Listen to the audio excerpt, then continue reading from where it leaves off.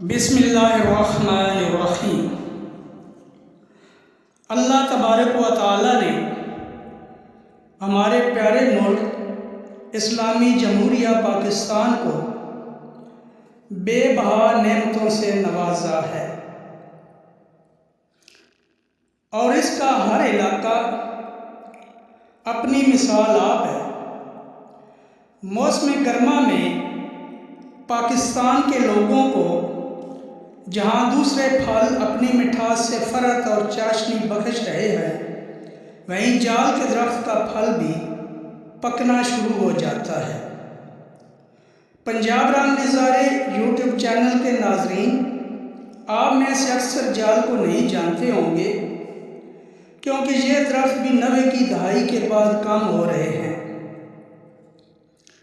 مگر بعض علاقوں میں اب بھی ان کی بہتات ہے۔ جال سے مراد پیلو کا درخت ہے، جسے ٹھوس پنجابی میں وڑ کہتے ہیں، اور اس کا پھل پیلو کہلاتا ہے۔ اس درخت کی ٹہنیوں اور جڑ سے مسواک بھی بنائے جاتے ہیں۔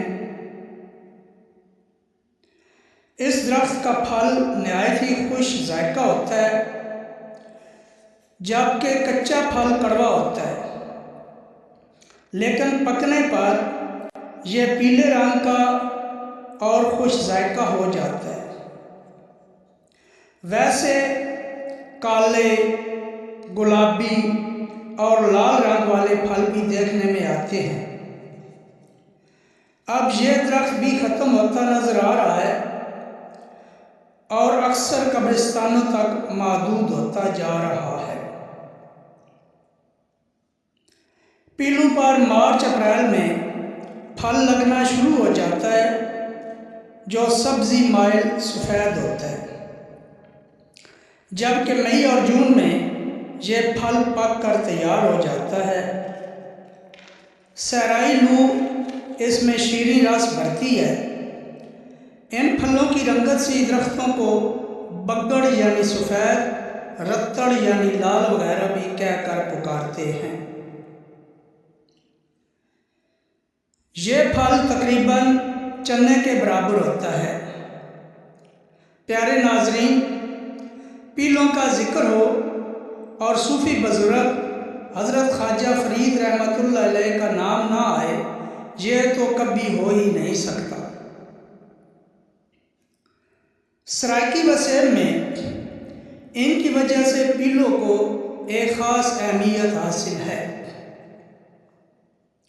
حضرت خواجہ فرید رحمۃ اللہ علیہ نے اس پھل کو اپنی کافی میں عشق حقیقی کے رومانوی رنگ میں پیش کیا ہے۔ ساتھ ہی یکجہتی، متحد رہنے اور ایک مرکز پر اکٹھے ہو کر اپنے حقوق کے حصوں کے لیے آگے بڑھنے کا درس دیا ہے۔ حضرت خواجہ فرید رحمۃ اللہ علیہ فرماتے ہیں،